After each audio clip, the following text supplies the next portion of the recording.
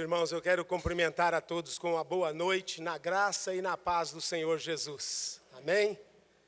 É uma alegria muito grande para mim poder pregar a palavra de Deus, porque foi para isso que eu fui chamado, desde os 18 anos de idade, e congregar aqui durante esses mais de 10 anos tem nos trazido muita alegria e tem feito com que cada um de nós, como família, cresça mais e mais. Muito obrigado. Obrigado pelo apoio de todos a nós, como família. Meus queridos, eu gostaria que abríssemos a Bíblia no Evangelho de Marcos, capítulo 5, do versículo 1 ao versículo 20. Evangelho de Marcos, capítulo 5, dos versos de 1 a 20. É um texto muito conhecido e eu gostaria que nós fizéssemos essa leitura alternadamente. Evangelho de Marcos, capítulo 5, começando pelo verso 1, diz assim: Entrementes chegaram à outra margem do mar, à terra dos Gerazenos.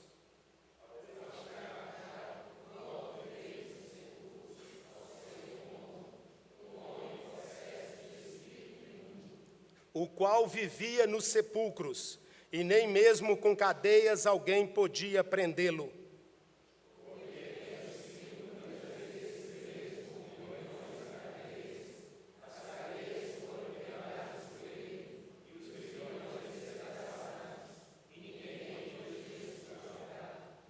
Andava sempre, de noite e de dia, clamando por entre os sepulcros e pelos montes, ferindo-se com pedras.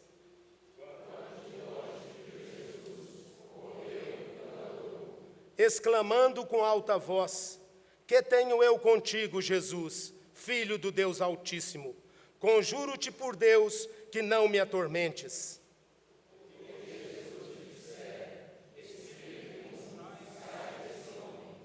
E perguntou-lhe: Qual é o teu nome? Respondeu ele: Legião é o meu nome, porque somos muitos.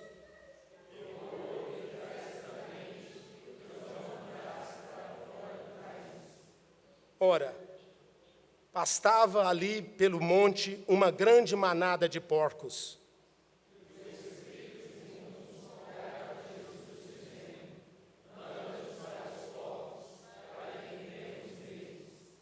Jesus o permitiu. Então, saindo os espíritos imundos, entraram nos porcos, e a manada, que era cerca de 2.000, precipitou-se despenhadeiro abaixo para dentro do mar, onde se afogaram.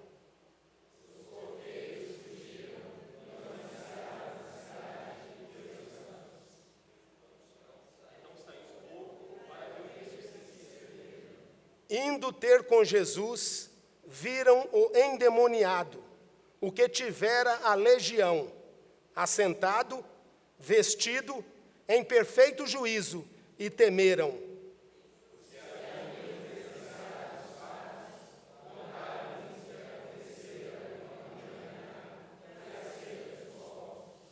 E entraram a rogar-lhe que se retirasse da terra deles.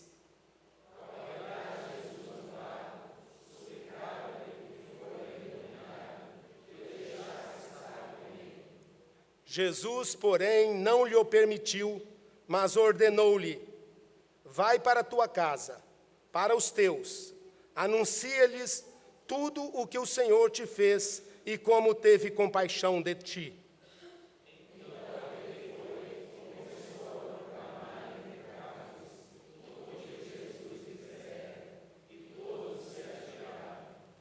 Amém. Vamos orar. Pai querido, lemos a Tua palavra que é viva, é eficaz, é mais penetrante do que espada de 2 gumes, é apta para discernir os nossos pensamentos e as intenções do nosso coração. pedimos agora que o Senhor fale conosco, que o Senhor use o teu servo segundo a tua misericórdia, com a unção do Espírito, para falar com autoridade da tua palavra. Nós rogamos tudo isso com ações de graças, em nome de Jesus. Amém. Meus queridos irmãos e irmãs, o mundo tem hoje mais de 7 bilhões de pessoas, com as mais diversas nuances culturais, com os mais diversos níveis intelectuais, diversas raças, diversas culturas. E a pergunta que poderíamos fazer é esta: quanto vale cada pessoa para Jesus? Pobres, ricos, homens, mulheres, velhos, crianças, brancos, negros, pardos, amarelos, religiosos, não religiosos, gente das grandes metrópoles, velhos e crianças, gente mergulhadas nas selvas, nas montanhas geladas na Ásia. Quanto valem essas pessoas para Jesus? A Escritura nos diz: de que vale ao homem ganhar o mundo inteiro e perder a sua alma? E eu estou absolutamente seguro de que para Jesus não existe uma pessoa mais importante do que a outra, mais valorosa do que a outra. Ele ama a todos, Ele ama a mim, Ele ama a você. Isso não é uma questão de pluralidade. O apóstolo Paulo particularizou isso quando disse: Cristo me amou e a si mesmo se entregou por mim. É curioso, meus irmãos, como este texto que lemos relata a história deste homem.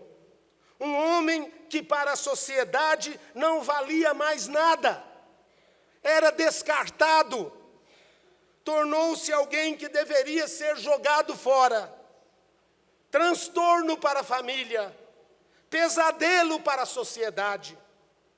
Os grilhões não conseguiam mais detê-lo, mas Jesus Cristo faz uma viagem à noite, no capítulo 4, depois de uma avassaladora tempestade, diante do pânico dos seus discípulos, ele viaja para outra banda do mar da Galileia, na região de Decápolis, território estrangeiro, território pagão, gentio, para a terra dos Gesarenos ou dos Gadarenos, onde havia, num despenhadeiro, um cemitério. E Jesus aporta ali, na escuridão da noite, fazendo esta viagem não à deriva, mas propositadamente. Porque ali, ele sabia, havia um homem enjeitado pela sociedade, enjeitado pela família. Um aborto vivo, uma carcaça humana, um homem possuído por demônios. Talvez para a sociedade aquilo era um caso perdido. Talvez para a família era um caso perdido. Talvez para os homens, aquele homem já não valia mais nada. E todos já haviam desistido dele. Mas Jesus, deliberadamente, faz uma viagem para encontrar este homem, para salvar este homem, para libertar este homem, para instrumentalizar este homem. Satanás havia roubado tudo deste homem, tudo. Família, liberdade, saúde física, saúde mental, dignidade, paz, decência. O versículo 9 nos informa que havia dentro daquele homem uma legião. E esse é um termo muito preciso, porque é um termo militar. Legião era uma corporação romana de 6.000 soldados. Mas não apenas isso. A legião era um exército de invasão, de crueldade, de destruição. Era a força humana mais temida na terra naquela época. Era composta de infantaria, de cavalaria, de flecheiros, de estrategistas, de combatentes e de incendiários. Era uma força militar irresistível, destruidora. Por onde a legião romana passava, deixava um rastro de destruição, de miséria, de morte, de opressão. Não havia uma força na terra capaz de resistir à legião romana. Era uma máquina de guerra, conhecida e temida naquele tempo, naquela época. Quando a legião romana marchava nas cidades, nos campos e nas vilas, dominava e subjugava tudo e a todos. Então, aquela legião do texto que lemos, legião de demônios, era um poder diabólico que dominava aquele pobre homem em Gadara. E eu gostaria que você e eu pensássemos, à luz deste texto, sobre 3 forças em ação neste texto.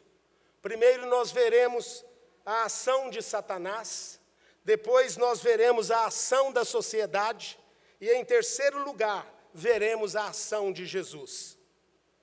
Primeiro, o que Satanás fez na vida deste homem?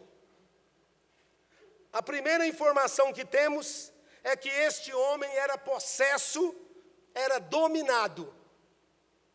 E se ele estava possesso por uma força maligna, nós temos que entender algumas coisas aqui. Ou seja, Satanás e seus demônios não são um mito, não são uma lenda, ou uma espécie de energia ou força negativa. Eles são, sim, agentes do mal. São ladrões, são assassinos, são roubadores, que oprimem, que machucam, que ferem, que matam. E podemos notar que este homem não está no controle de sua personalidade. Porque quando Jesus pergunta qual é o seu nome, ele não responde, é João, é José, é Bartolomeu, é Manuel. Porque quem está respondendo não é ele, mas é quem domina a mente dele, a personalidade dele, a vida dele, controlando as atitudes dele, as palavras dele. Ele nada mais era do que um capacho nas mãos dessas forças demoníacas. Talvez hoje, na cultura atual, há mais de 2000 anos de distância dessa passagem que lemos, você poderá achar esse texto muito estranho. Até porque a caricatura que nós fazemos pelos filmes, pela televisão e pelo que ouvimos a respeito de pessoas possuídas, talvez seja algo estranho para nós. Parece que o estereótipo de uma pessoa endemoniada que nós fazemos é alguém revirando os olhos, babando, rangendo os dentes, descabelado e se estrebuchando pelo chão. Mas nós temos que lembrar que Judas Iscariotes também foi tomado por Satanás. A Bíblia diz que Satanás entrou nele, mas ele não babou, ele não virou os olhos, não falou com voz alterada, apenas saiu de uma reunião para entregar Jesus nas mãos dos seus perseguidores, por dinheiro, por ganância. Talvez algumas pessoas pensem que este negócio de possessão demoníaca não existe mais, mas existe sim. E quanto mais disfarçada ela é, mais perigosa se torna, mais sutil, mais enganadora. A gente observa que este homem do texto que lemos demonstra uma força sobrenatural. Porque qualquer ser humano, bravo ou violento, no qual se põe algemas, ele permanece algemado.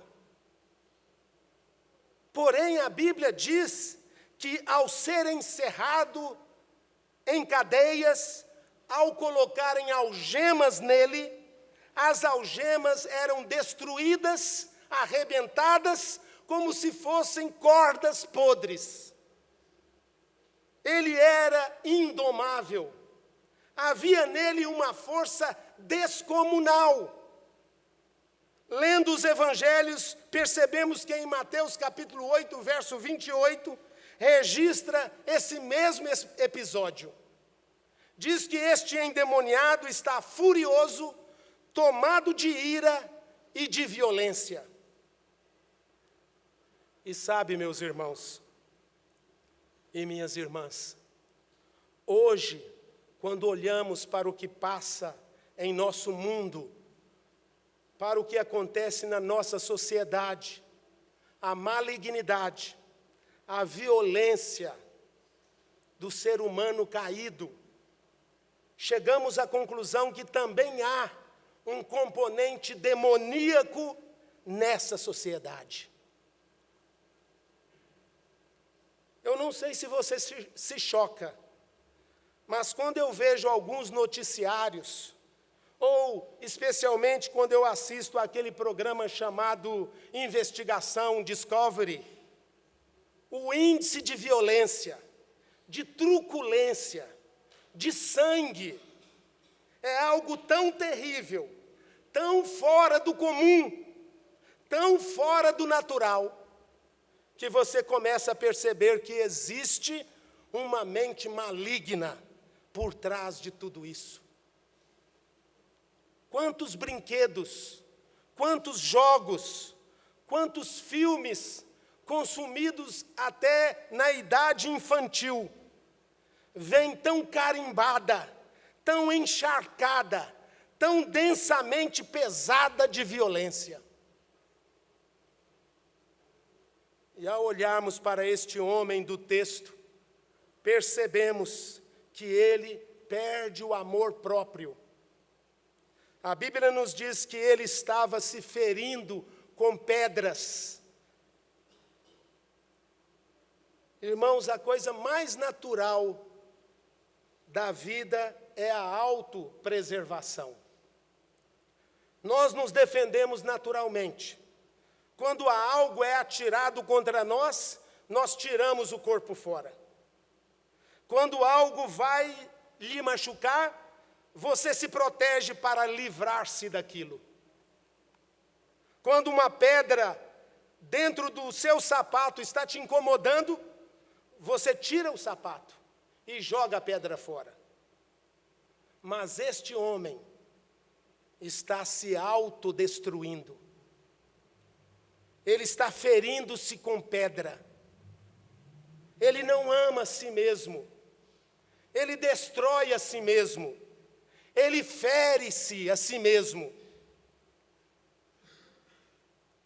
Hoje, quando vemos uma sociedade que se autodestrói nas drogas, na violência, na promiscuidade, a gente começa a perceber que existe mesmo um componente demoníaco infiltrado na sociedade, no coração do ser humano.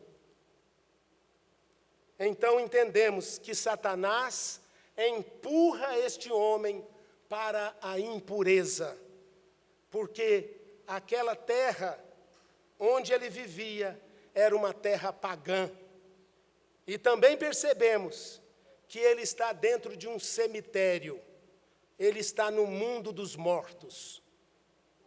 Isto, para a cultura daquela época, marcava uma pessoa impura, vivia no cemitério. E o que está dentro desse homem é um espírito imundo, maligno. Sabe, meus irmãos e minhas irmãs, quando eu vejo o que está acontecendo no mundo hoje, a impureza, a sujeira moral, a promiscuidade, a virulência, a poluição sonora, visual, tudo isso é algo tão forte, tão robusto, tão marcante, que nos choca. Uma sociedade que você nota que os valores estão sendo invertidos. Não é apenas uma questão de permissividade, de tolerar o mal. É muito contrário, é uma promoção do mal. E o que está acontecendo neste texto que lemos é que este homem, ele é tomado por violência. A família não consegue mais controlá-lo, escapa a possibilidade da família ajudá-lo. Não é mais uma questão de socorrê-lo, de acompanhá-lo, de assisti-lo, de aconselhá-lo. Ele rompe todas as fronteiras e todas as barreiras da possibilidade humana de fazer qualquer coisa por ele. Perdeu a noção do certo e do errado. Com isso, perde o temor, perde qualquer referencial de vida. É assim que vivemos na sociedade sem referencial da vida. A minha esposa Márcia, enfermeira no Hospital das Clínicas aqui em Belo Horizonte, tem estado alarmada ao entrevistar pacientes antes de sua consulta, uma entrevista de saúde. Ela tem percebido várias pessoas sem esperança na vida, ou que a vida está numa bagunça. Márcia muitas vezes nos fala lá em casa de meninas na idade da pré-adolescência, grávidas e sem marido. E o que é mais alarmante, quando ela pergunta sobre a religião que essas meninas professam, elas dizem: sou evangélica. Então percebemos que não há nenhum critério de santidade, de temor e de comprometimento na caminhada com Deus. Essa é a sociedade marcada pela violência, pela inversão de valores, que já está anestesiada, insensibilizada. Mas, além de tudo isso, queridos irmãos e irmãs, percebemos que Satanás atormentava a vida daquele homem, porque ele gritava de dia e de noite. Você sabe o que é um ser humano não dormir? Uma pessoa que não descansa a mente, que não desliga, que vive numa perturbação constante. Assim vivia esse homem, perturbado mentalmente, golpeando-se com pedras, sem qualquer pudor, porque vivia nu, ensanguentado, correndo pelos montes, esgueirando-se como um fantasma no meio dos sepulcros. Seu corpo cortado, ensanguentado, refletia o que era a tragédia que ele vivia, a tragédia da ação demoníaca na vida humana. Este é um retrato do homem sem Deus. Este é um retrato do que Satanás pode fazer na vida de um ser humano.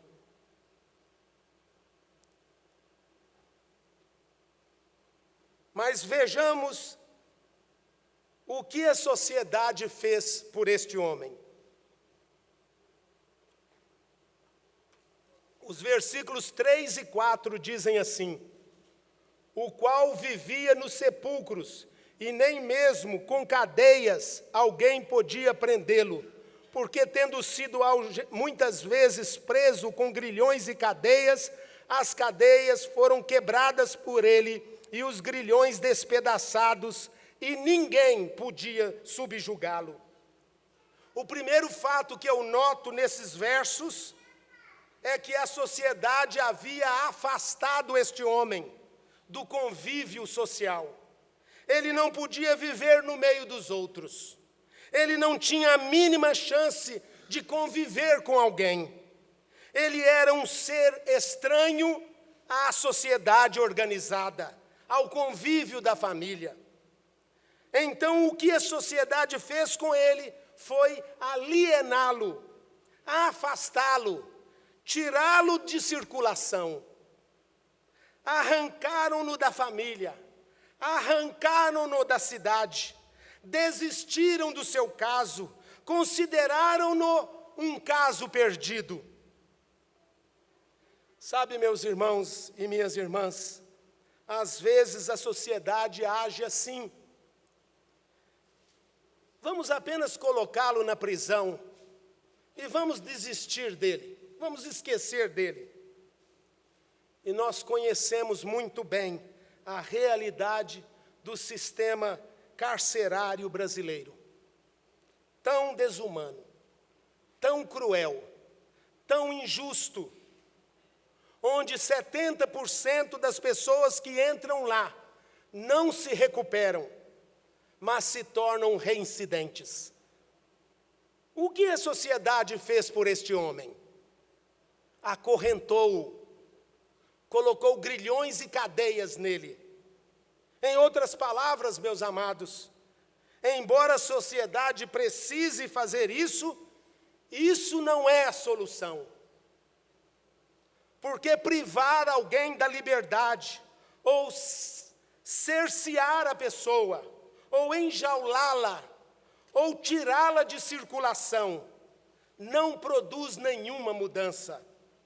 Não produz uma libertação interna do coração, da mente e da alma. Somente o Evangelho do Senhor Jesus Cristo tem todo o poder para fazer isso. Não há esperança para o homem na sociedade, e às vezes nem na própria família.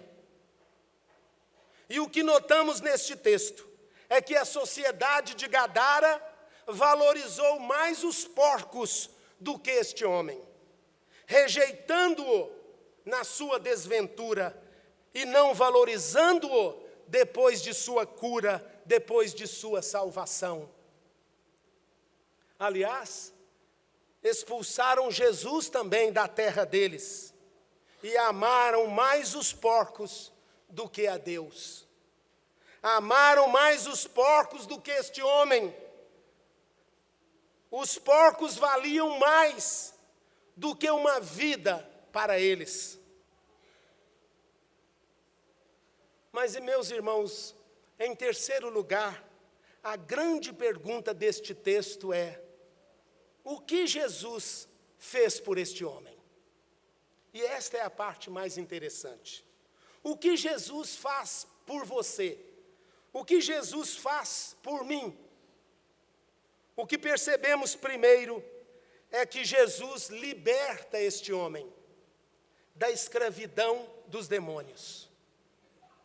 A ordem de Jesus é absolutamente clara: espírito imundo, sai deste homem. A ordem é decisiva, a ordem é absoluta, é radical.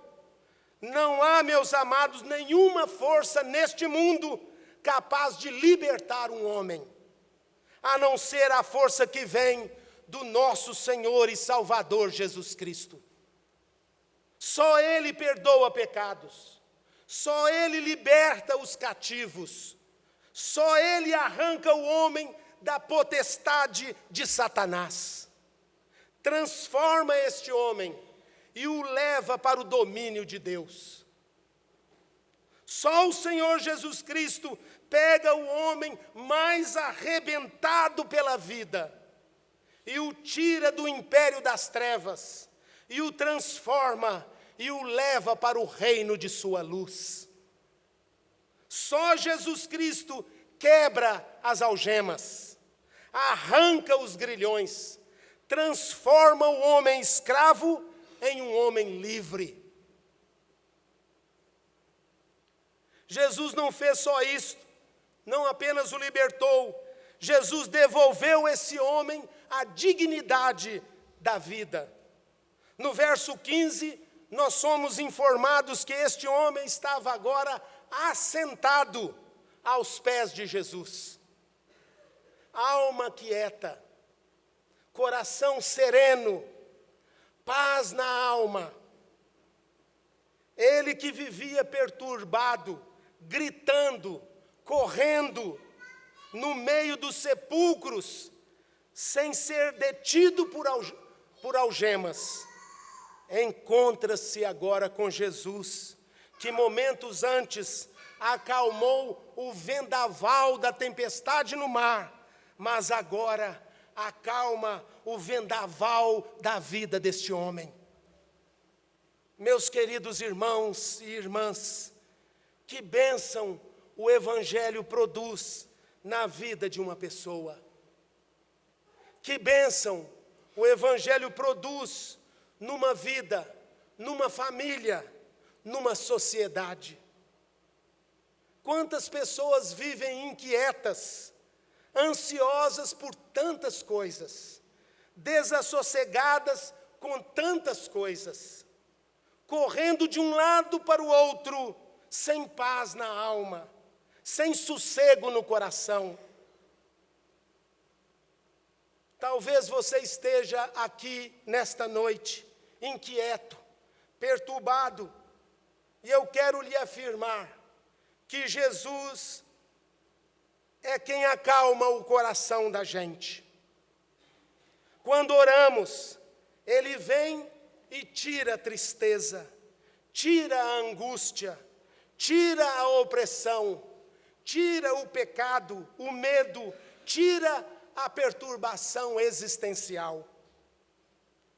É curioso, meus irmãos, a mesma palavra que Jesus usou para o mar e o vento no texto anterior, acalma-te, emudeça, é a mesma que ele vai usar para repreender o espírito que perturba esse homem. Parece que aquela tempestade no capítulo 4 não era uma tempestade comum, natural, era algo levantado por Satanás, porque uma outra palavra existente no texto de Marcos 4 é Jesus repreendeu a tempestade.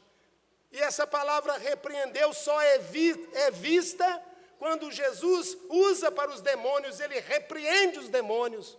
Então, naquele momento, quando ele repreende a tempestade e diz, acalma-te, emudeça, ele estava reconhecendo que era o próprio demônio, querendo impedi-lo de atravessar para a outra banda do mar, porque sabia que lá Jesus iria encontrar este homem e iria libertá-lo. A mesma palavra ele usa para repreender o espírito que perturba esse homem. E eu quero dizer para você que talvez entrou aqui perturbado, aflito, angustiado por algum motivo, que só Jesus pode acalmar o vendaval da sua alma e serenar a sua vida. Mas o texto também nos diz que esse homem estava vestido. Não estava mais nu, estava vestido. Eu acho isso impressionante, porque a intenção de Satanás é deixar as pessoas sem pudor. Esse homem estava nu. Esse homem tinha perdido a noção do que é decência. Ele não tinha mais vergonha. Ele não tinha mais percepção das coisas. Tinha perdido o amor próprio, o valor próprio. Quando Jesus entra num coração, meus irmãos, a primeira coisa que ele faz é acalmar a mente, é acalmar a alma e dar a essa pessoa sabedoria, sensibilidade, discernimento, capacidade de entender como se inserir de maneira sábia, sensata, no meio em que ele vive. Mas o verso 15 não para aí. Continua dizendo que esse homem estava em perfeito juízo.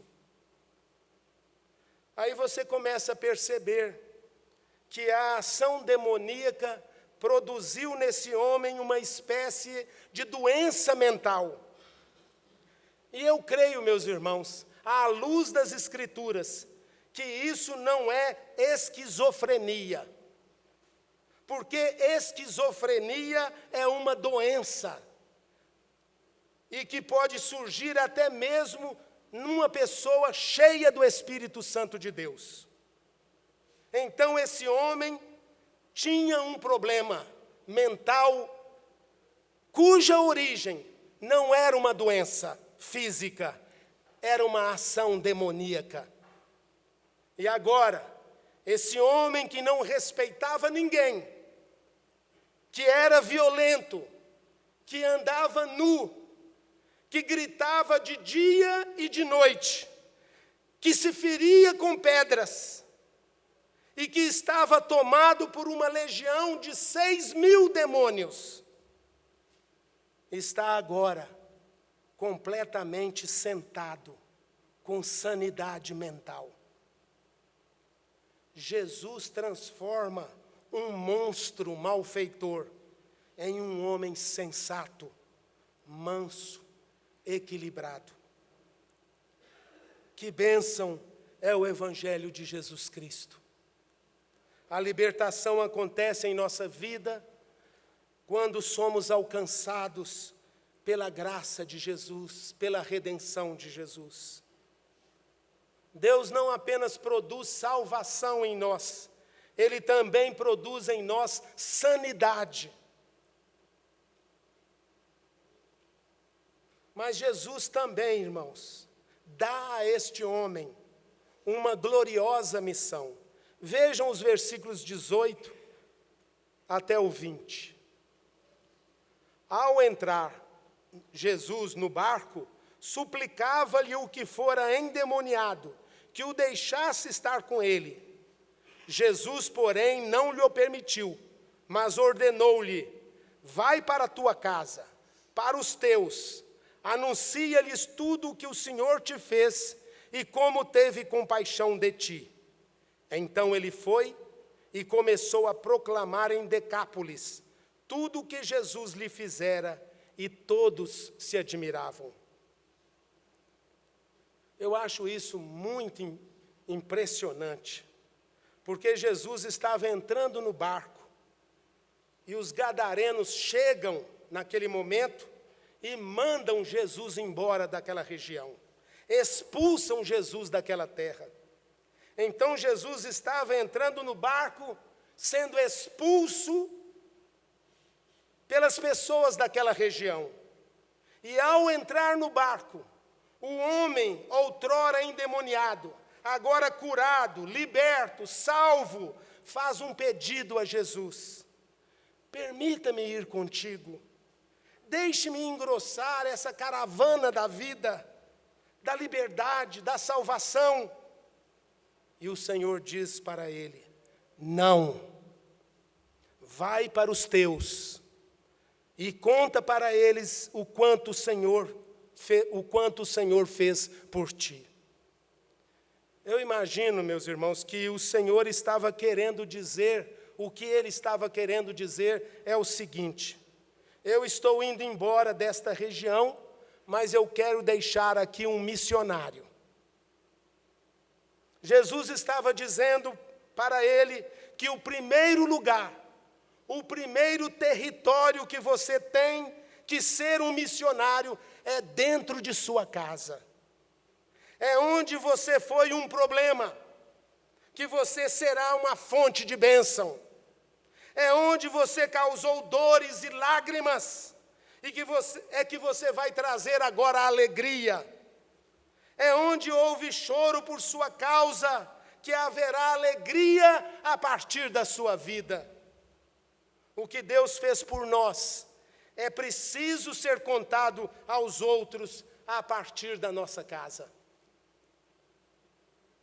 Mas o que me impressiona ainda mais neste texto é que aqueles demônios, uma legião de demônios, 6.000 demônios dentro daquele homem, faz um pedido para Jesus, um pedido tríplice. Não nos atormentes antes do tempo, não nos mande para fora do país, manda-nos para dentro daquela manada de porcos. E a Bíblia diz que Jesus permitiu. Jesus atendeu os 3 pedidos dos demônios. Por quê? Por quê?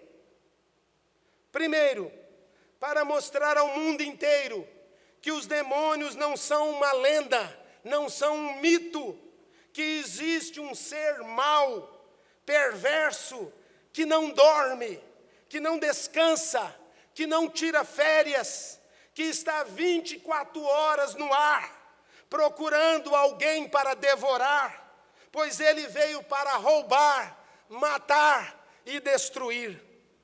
E nós não podemos subestimar o poder do nosso adversário. A segunda razão, porque Jesus concedeu o pedido tríplice dos demônios, foi para desmascarar os valores invertidos de uma sociedade que valoriza mais os bens materiais do que uma vida, do que uma pessoa, que ama mais os porcos do que os homens, que por causa do dinheiro rechaça da sua vida o único e poderoso Deus. Mas por que Jesus concedeu o pedido feito pelos demônios? A terceira razão foi para ficar estabelecido de forma radical que Ele é quem tem todo o poder, todo o domínio, toda a autoridade. Os demônios ficam, se Ele permite. Os demônios saem por uma ordem dEle. É glorioso entender isso, irmãos e irmãs. Nós adoramos o Rei da Glória. E Ele é o maior no céu, é o maior na terra, é o maior debaixo da terra. Diante dEle se dobram todo o joelho, dos que estão no céu, dos que estão na terra e dos que estão debaixo da terra. Ele tem toda a autoridade, Ele tem todo o poder. Mas é curioso, meus irmãos, que Jesus também atende o pedido dos gadarenos. Vai embora daqui, disseram eles para Jesus. E a Bíblia nos mostra que Jesus não discute, Jesus não argumenta, que Jesus não posterga. Ele entra no barco e vai embora. Mas é interessante que, embora os gadarenos tenham desistido de Jesus, Jesus é tão terno, tão bondoso, que não desiste deles. Eles expulsaram Jesus da terra deles, mas Jesus, antes de sair, enviou um missionário para a terra deles.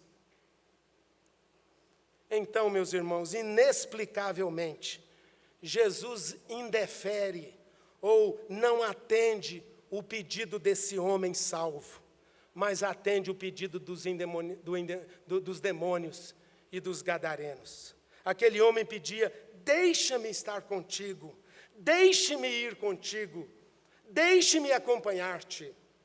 Jesus diz: não, mas vai para os teus e conta para eles tudo quanto Deus te fez. E aqui eu quero entender, meus queridos, que a nossa casa, a nossa família, deve ser nosso primeiro campo missionário. A família deve saber o que aconteceu na sua vida e o que Cristo fez por você. Antes de sairmos pregando pelo mundo, precisamos pregar dentro da nossa própria casa.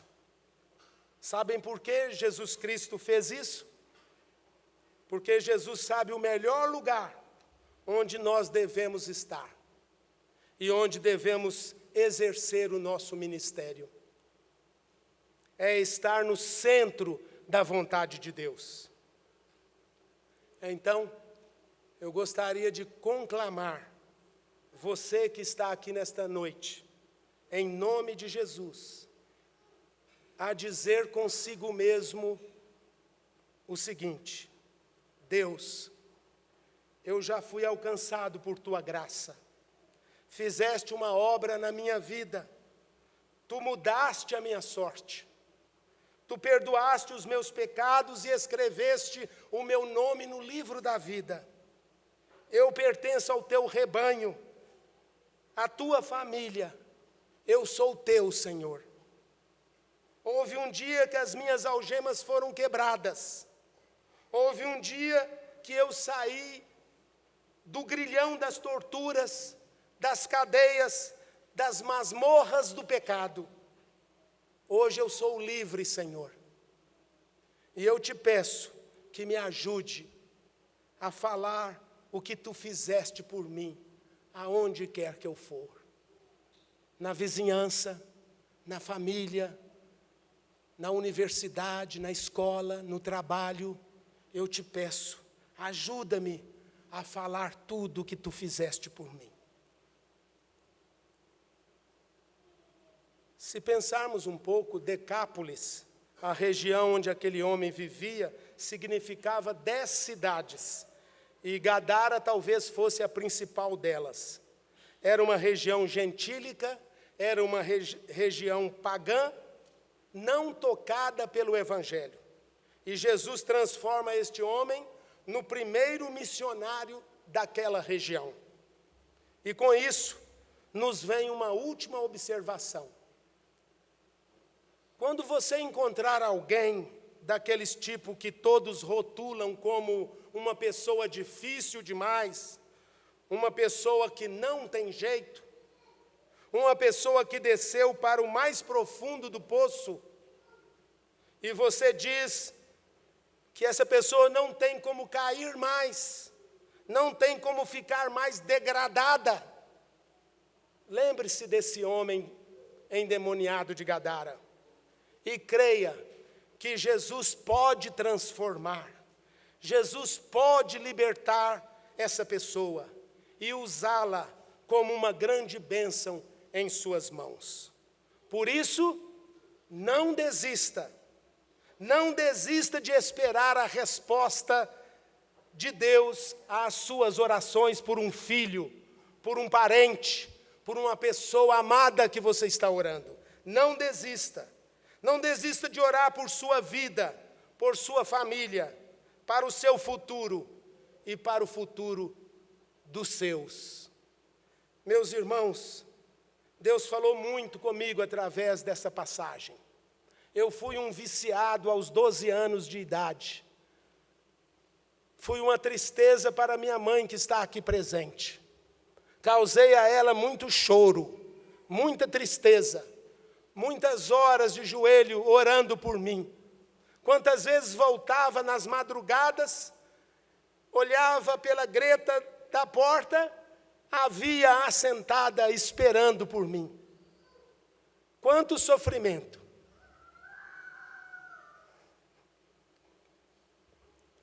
Mas pela misericórdia de Deus e por Jesus Cristo Salvador,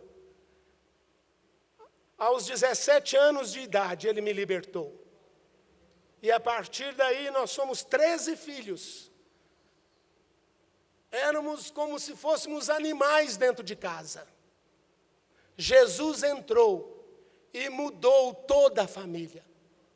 Hoje cada um serve ao Senhor Jesus, em igrejas diferentes, mas estão caminhando com Jesus. Há esperança, meus irmãos. Não desista daqueles casos que você aparentemente pensa que é difícil. Jesus gosta de casos difíceis. Ele liberta, Ele cura, Ele transforma. Vamos orar.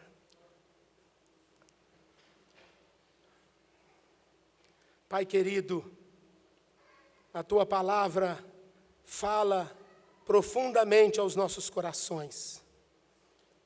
A Tua palavra é atual. E nós entendemos nesta noite que nós somos amados pelo Senhor. Fomos salvos, libertos e perdoados da multidão dos nossos pecados.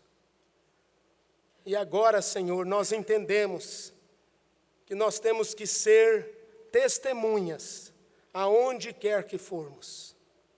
Quer estando sozinho numa praia distante, de férias, onde ninguém nos conheça, ou quer estando aqui no meio da igreja e das pessoas que nos conhecem. Que tenhamos temor do Senhor, que saibamos que o nosso pecado não é contra a pessoa, mas é contra Deus, é contra o Senhor que pecamos. Que o Senhor nos ajude a sermos fiéis em tudo. E também crer. Ajuda-nos, Senhor, na nossa pequena fé. Crer que aquelas pessoas que parecem impossíveis de serem atraídas pelo Senhor, o Senhor pode, o Senhor atrai, o Senhor liberta, o Senhor cura. E nós pedimos, Pai, ajuda-nos a ir até estes, sejam quem eles forem, e falar do Teu amor e do que o Senhor fez por nós. Nós Te agradecemos por tudo, Pai. Dá-nos uma semana plena da Tua paz, da Tua bênção, do Teu guiar. Vá à frente de nós, Senhor, em todos os momentos e tudo o que vamos realizar. Vá à frente, Senhor, e ajuda-nos e abra os caminhos para nós. Nós Te agradecemos por tudo, no nome santo e precioso do Senhor Jesus Cristo. Amém. Amém.